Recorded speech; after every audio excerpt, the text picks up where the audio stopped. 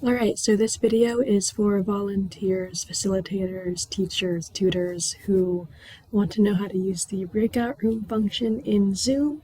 So if you will just come along on the ride with me, I'm going to try and set up breakout rooms because I have my personal phone I'll be using, I have my work phone I'll be using. The host computer is my work laptop, and then I also have my personal computer in to kind of set up these fake breakout rooms.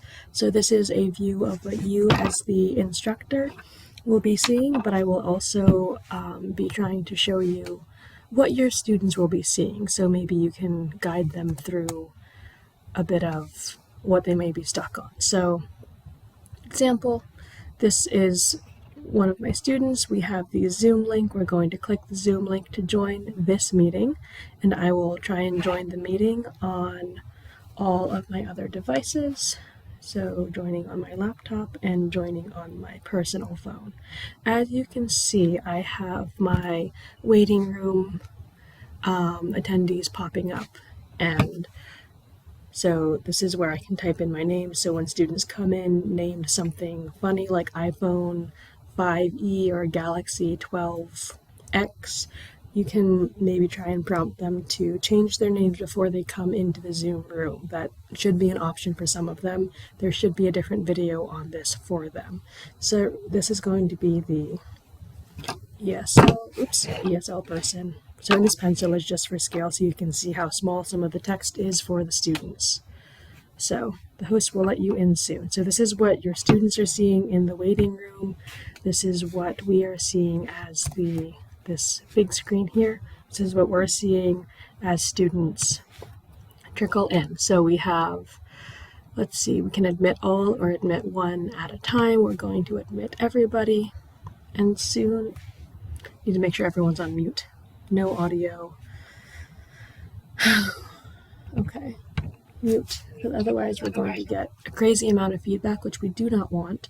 All right, so to make things easier, I have a picture of our cat, a picture of a dog that we dog sat, and from the work phone, this is the CC-HBG ESL. So let's make sure. All right. Now I'm going to practice renaming just to keep things simple. I can rename Amy, who is the cat, as Miss Cat from her little box here. So Miss Cat, or we could go to the participants list. So to start from scratch participants, click on it. You get this sidebar here, participants, and you can rename. You can do a lot of things from this bar. So rename. I guess it is all the same now. Okay. Or if they're being bad, you can kick them back out to the waiting room, apparently. All right, so closing that. So now we have our students, and we're going to try to initiate breakout rooms. This is what you will be seeing as the facilitator. So, and just to show you what we're going to be going over, breakout room functions for facilitators, that means, again, teacher, volunteer, any kind of instructor, tutor, someone who has joint host privileges. So breakout room initiation, which is what we're about to see how to set them up. Hopefully we'll cover what you see versus what your students see, specifically the students who are on the phones, and then assigning students and volunteers to particular rooms, setting a time limit for the breakout rooms, setting a length of time the breakout rooms shut down for. So sometimes you get like this 60-second warning, but if you don't want to wait a whole minute, you can set it to 15 seconds if you want, or just close all of them immediately. And then jumping from room to room as the host or someone with co-host privileges, and then also moving students from room to room, moving participants, I should say, because sometimes you'll be moving your volunteers from room to room. So, and let me navigate back to my Zoom. All right, so what you're about to see is, let's see, that's the ending session. So when students are assigned to a breakout room, they will see this message. Host is inviting you to join a breakout room, especially the lower level students. I have heard/seen they need help prompting just to click that blue button. So that is what they will be seeing. On our end of things, though, if you are ever curious, we have the breakout rooms option, and it looks like 4 squares down here. If that is too small for you to see, oops, here, joining breakout rooms. So we get this dialog box, and this lets us create any number of breakout rooms up to the, well, you can create any number of them, it looks like. I believe up to 50 depending on the type of Zoom account you have, like if you gave them money or not. So because we have 3 participants plus 1 host, I will be creating 3 breakout rooms. Now, if we assign automatically, let's see what happens. We get create, and you get a second dialog box popping up. So the rooms are not open yet, but it shows you who will be in each room. Now, sometimes you can click if we want Mr. Dog picture to move to room 3 with the dog and the cat. They can discuss, I don't know, chasing rabbits together. So, or we could move the dog to the ESL person room in room 2, as you can see, because maybe the dog needs some tutoring, he needs some obedience lessons. And then we can move them back to room 0 if you see, sometimes this happens if you see a room, someone has 4 people, someone only has 2. If you want them both to have 3, you can change that in this. So exchanging, let's see what this does. Interesting. So I click exchange on Miss Cat, and I'm trying to exchange her with Miss Dog. So from room 3 to room 1, and they switch automatically. All right, interesting. So again, this is before the students see anything. They just kind of see you clicking around and maybe hear you externally processing.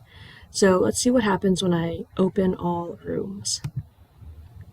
So this is what it looks like here for me, and what it looks like for the, okay, hold V to broadcast your voice. We might try that later. Okay, so breakout rooms are open, but nobody has joined.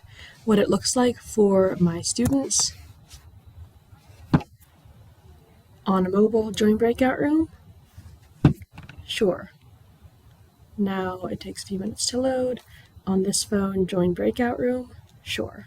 And then you'll just have to trust that it looks the same on my other computer. So, and all of my students file out. I am alone in the host room. Now we have some options, I believe. If we click breakout rooms again, we can broadcast our voice. Apparently it's like you hold this button down and the sound comes out of everybody's breakout room speakers. I believe you can also type a message to everybody. So let's see what happens if I try and type in the chat.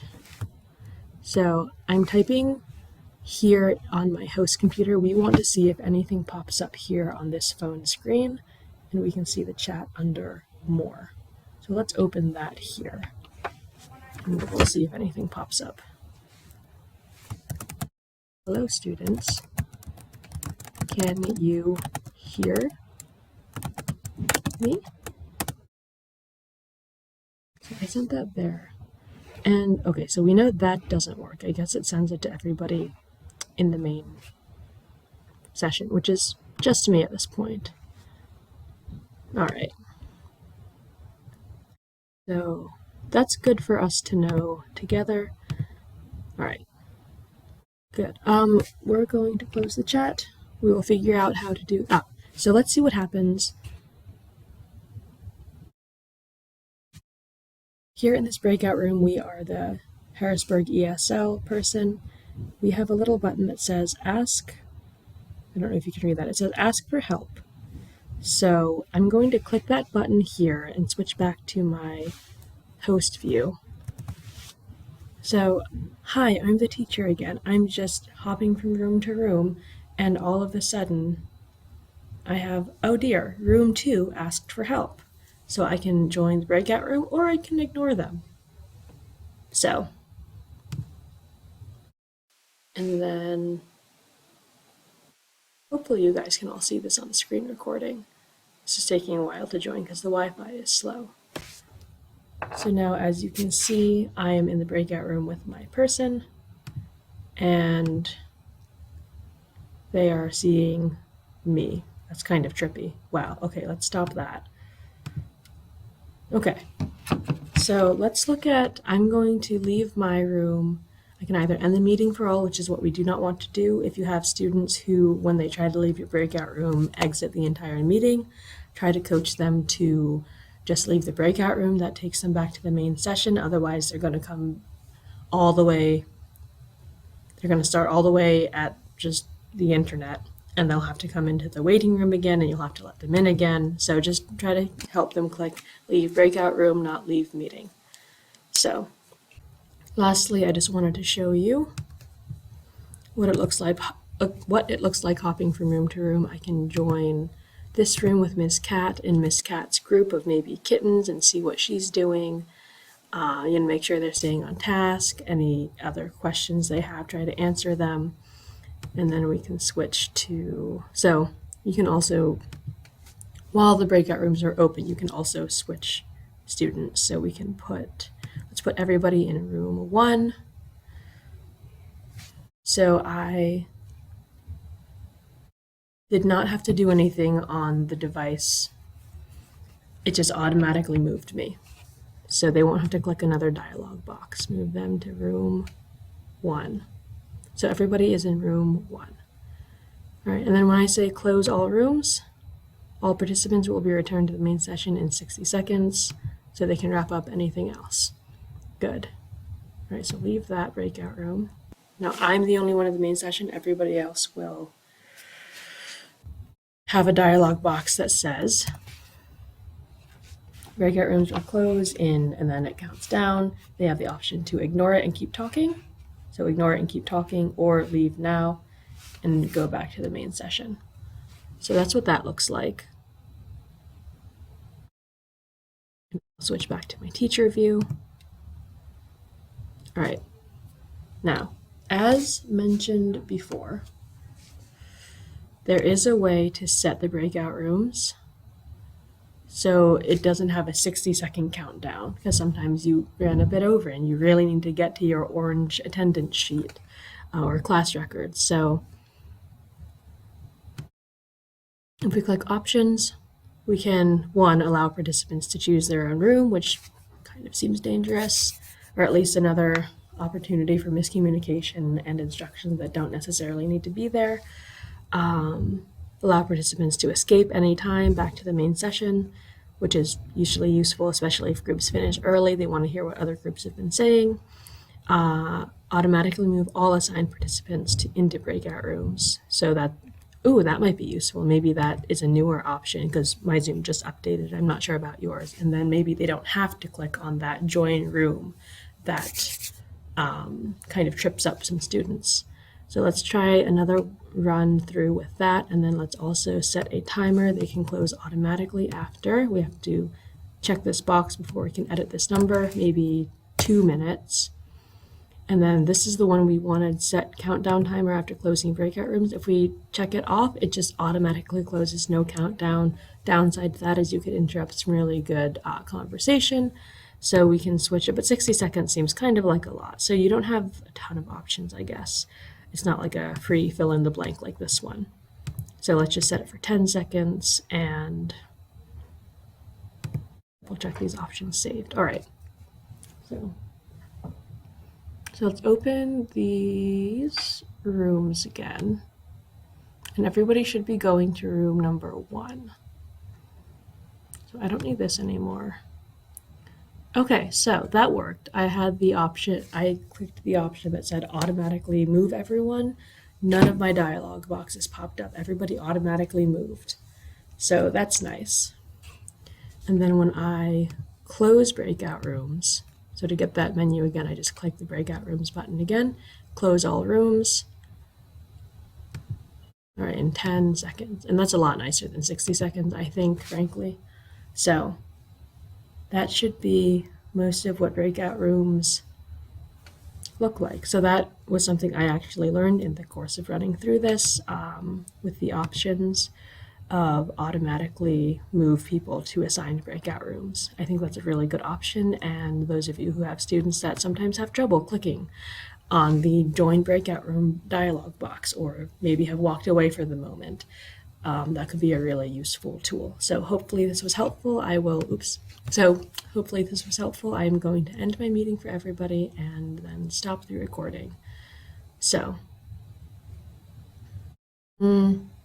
yeah, so this is the update. Maybe we should do a video about that too. Don't need that. End meeting. And I'm going to figure out how to pause my recording. We are going to